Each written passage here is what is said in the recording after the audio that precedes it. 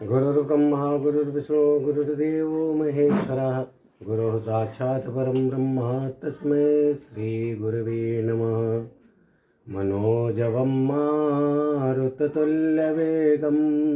जितेन्द्रियं बुद्धिमतां वरिष्ठं वातात्मजं वानरयोधमुख्यं श्रीरामदूतं शरणं प्रपद्ये।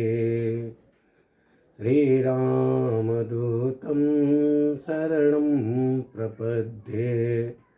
हमारे सभी दर्शकों को सादर प्रणाम। जय श्री कृष्ण, राधे राधे। मैं पंडित प्रेम शंकर शर्मा उपस्थित हूँ आज फिर एक नए विषय के साथ।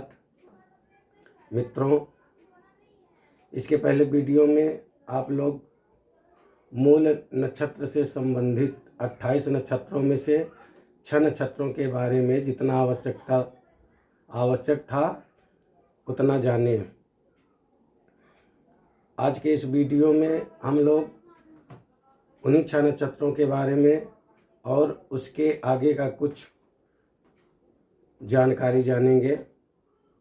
और जैसा कि आप लोग पहले से पता होगा, इस सृष्टि में 27 नक्षत्र, अब अभिजीत नक्षत्र को पकड़ के 28 नक्षत्र, 9 ग्रह, 12 राशि, तिथि आदि, इन्हीं सबके योगों द्वारा मनुष्य योनि में 84 लाख योनियों में किए गए अपने शुभ या अशुभ कर्मों का फल ही इन्हीं के द्वारा प्राप्त करता है। यानी पूरे कर्मों का जो भी शुभ या अशुभ फल होता है इन्हीं नक्षत्रों के माध्यम से, तिथियों के माध्यम से, राशियों के माध्यम से, ग्रहों के माध्यम से हम लोग को प्राप्त होता है। इसी प्रकरण में हम लोग मूल नक्षत्र से संबंधित 6 नक्षत्र के बारे में जान रहे हैं। आज चलिए जानते हैं उसके आगे और क्या है। जैसे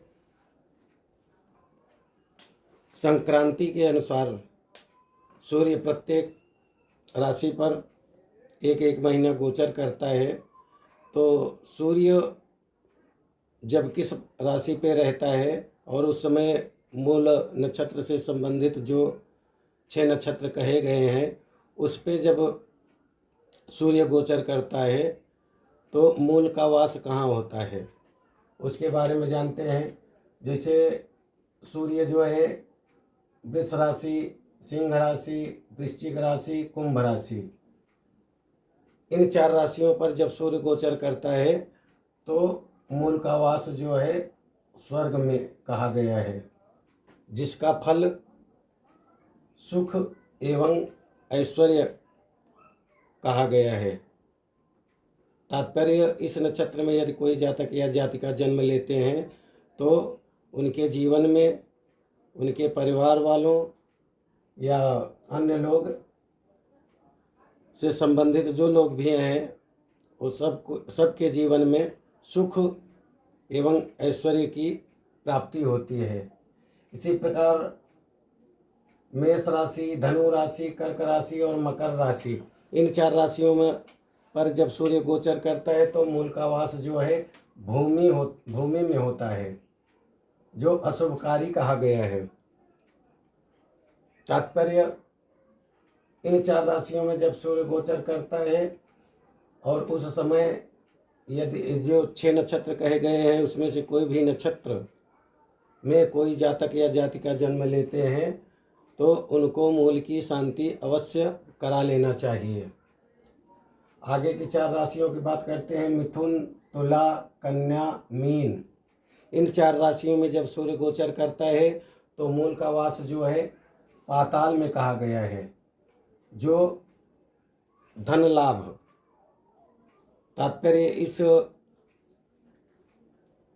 समय यदि कोई जातक या जातिका जब सूर्य गोचर करता है इन 4 राशियों में तो कोई जातक या जातिका जन्म लेते हैं तो उनके जीवन में धन से संबंधित कोई भी समस्या नहीं आती है। धन लाभ कहा गया है उनके जीवन में।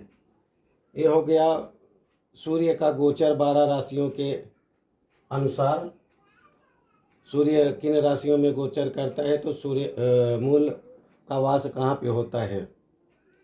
और आगे जानते हैं चंद्रमास के अनुसार, यानी हिंदू धर्म में जो 12 मास कहे गए हैं, चैत्र मास से लेकर फाल्गुन मास तक, इन मासों में यदि कोई जातक या जातिका जन्म लेता है तो मूल का वास कहाँ होता है, इसके अनुसार जानते हैं। जैसे बैसाख, जेठ, मार्गशीर्ष और फाल्गुन, इन 4 महीनों में यदि कोई जातक या जातिका जन्म लेते हैं तो मूल का वास पाताल में कहा गया है, जो अत्यंत शुभकारी कहा गया है।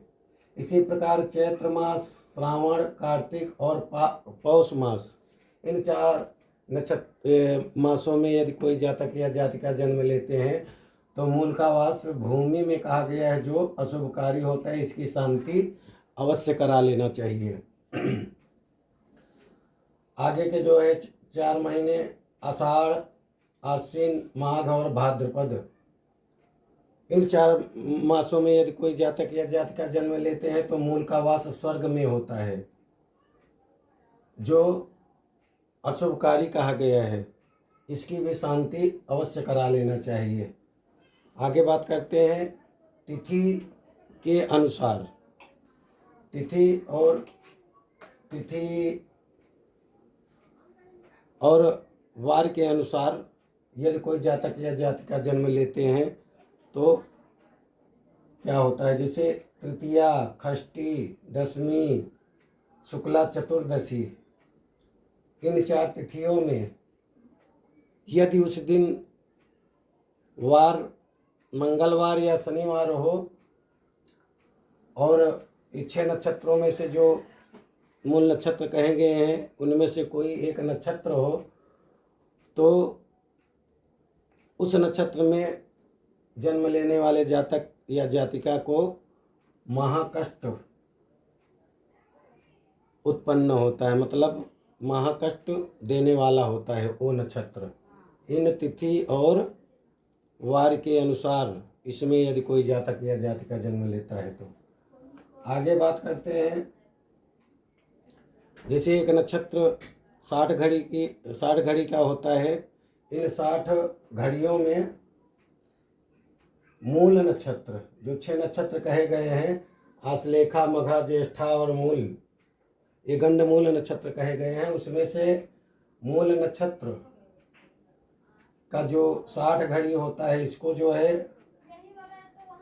1 से लेकर 4 घड़ी तक यदि कोई जातक या जातिका जन्म लेते हैं तो वृक्ष के अनुसार, जैसे पेड़ होता है उसके अनुसार उसका जो है वास जड़ भाग में होता है, जो विनाशकारी कहा गया है। 5 से लेकर 12 घड़ी के मध्य यदि कोई जातक या जातिका जन्म लेते हैं तो अस्तंभ भाग कहा गया है वृक्ष के, जो हानिकारक कहा गया है। 12 से लेके 21 घड़ी के दरमियान यदि कोई जातक या जातिका जन्म लेते हैं तो मूल का वास शाखा में कहा गया है, अर्थात डालियों में, जो जातक या जातिका के माता के लिए कष्टकारी कहा गया है। 22 से लेकर 29 घड़ी के मध्य यदि कोई जातक या जातिका जन्म लेते हैं तो मूल का वास जो है पत्तों में कहा गया है, जो जातक के परिवार के लिए अशुभकारी कहा गया है। इसी प्रकार 39 से 43 घड़ी के मध्य यदि कोई जातक या जातिका जन्म लेते हैं तो मूल का वास जो है वृक्ष के फूलों पर कहा गया है, जो जातक के लिए नृप प्रिय, मतलब राजा जैसे जो है ना उसका कार्य होता है। और 44 से 49 घड़ी तक के दरमियान यदि कोई जातक या जातिका जन्म लेते हैं तो उसका भी फल नित्य तुल्य राजा जैसे जो है कहा गया है। और 50 से 60 यानी अंतिम 10 घड़ी में यदि कोई जातक या जातिका जन्म लेते हैं तो मूल का वास जो है शिखा में कहा गया है, जो जातक या जातिका के लिए अल्पायु कहा गया है। आगे बात करते हैं, ये मूल नक्षत्र के बारे में था। आगे बात करते हैं ज्येष्ठा नक्षत्र की। ज्येष्ठा नक्षत्र की 60 घड़ी को यदि 10 भागों में बांटा जाए तो 10×60 यानी 6 घड़ी के अनुसार जिस भाग में जातक या जातिका का जन्म होता है तो उसका फल, यदि पहली 6 घड़ी में जन्म होता है तो नानी के लिए अशुभकारी कहा गया है। दूसरी 6 घड़ी में यदि जन्म होता है तो नाना के लिए अशुभकारी कहा गया है। और तीसरी 6 घड़ी में मामा के लिए अशुभकारी। चौथी 6 घड़ी में माता के लिए अशुभकारी कहा गया है। पांचवी जो है 6 घड़ी में स्वयं बालक को के लिए जो है ना अशुभकारी कहा गया है। और छठवीं 6 घड़ी में यदि किसी जातक या जातिका का जन्म होता है तो कुटुंब को जो है ना कष्टकारी कहा गया है। सातवीं जो है 6 घड़ी में यदि किसी जातक या जातिका का जन्म होता है तो दोनों के लिए, स्वयं के लिए और परिवार के लिए भी कष्टकारी कहा गया है। आठवीं 6 घड़ी में यदि किसी जातक या जातिका का जन्म होता है तो अग्रज के लिए जो है अशुभकारी कहा गया है। नौवीं 6 घड़ी में यदि किसी जातक या जातिका का जन्म होता है तो ससुर को जो है भय ऐसा कहा गया है। और 10वीं 6 घड़ी में यदि किसी जातक या जातिका का जन्म होता है ज्येष्ठा नक्षत्र के तो सर्वस्व यानी सबके लिए जो है क्षति कहा गया है। आगे बात करते हैं आश्लेषा नक्षत्र की। आश्लेषा नक्षत्र में भी ऐसे ही है, 60 घड़ी को 6 भागों में बांट दे तो 10×60 यानी जो 10 भाग बनेगा 6 घड़ी की, उसके प्रथम 6 घड़ी में आश्लेषा नक्षत्र के किसी जातक या जातिका का जन्म होता है तो राज्य की प्राप्ति। दूसरी 6वीं घड़ी में पितृभय। तीसरी में मातृ कष्ट। चौथी में काम क्रिया रति। 5वीं में पितृभक्ति। 6वीं में बलि यानी बलशाली। 7वीं में आत्मघाती स्वयं के लिए जो है समस्या। 8वीं में त्यागी। 9वीं में भोगी। और 10वीं में धनी होता है, ऐसा कहा गया है आश्लेषा नक्षत्र के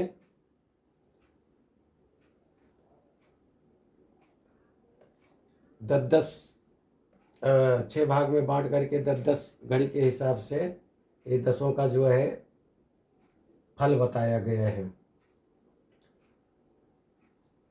शास्त्रों में ऋषियों द्वारा जो है, ब्रह्मर्षियों द्वारा मूल नक्षत्र की शांति का समय जो है, गंडमूल के अंतर्गत 4 नक्षत्र आते हैं, आश्लेषा, मघा, ज्येष्ठा और मूल। इन चारों की शांति 27 दिन पर जिस नक्षत्र में बालक का जन्म हुआ है उसी नक्षत्र में यानी उस नक्षत्र के आने पर मूल की शांति करना चाहिए। और रेवती और अश्विनी नक्षत्रों की शांति 11वें या 12वें दिन, बरही के दिन भी की जा सकती है, साधारण रूप से सत्यनारायण की कथा आदि श्रवण करके। और इसका बाकी 4 नक्षत्र जो है, इसका विधान है 27 छेद का घड़ा, 27 पेड़ की पत्ती, 27 घाट का पानी, 27 घाट की मिट्टी, पंचरत्ती, दसौषधि, छायादान एवं गौमुख प्रसव 27 दिन बाद, या फिर उसमें नहीं हो सकता है तो फिर उसके 27 दिन बाद उसी नक्षत्र में, जिस नक्षत्र में जातक या जातिका जन्म लिए हैं, उसी नक्षत्र में मूल की शांति करना चाहिए।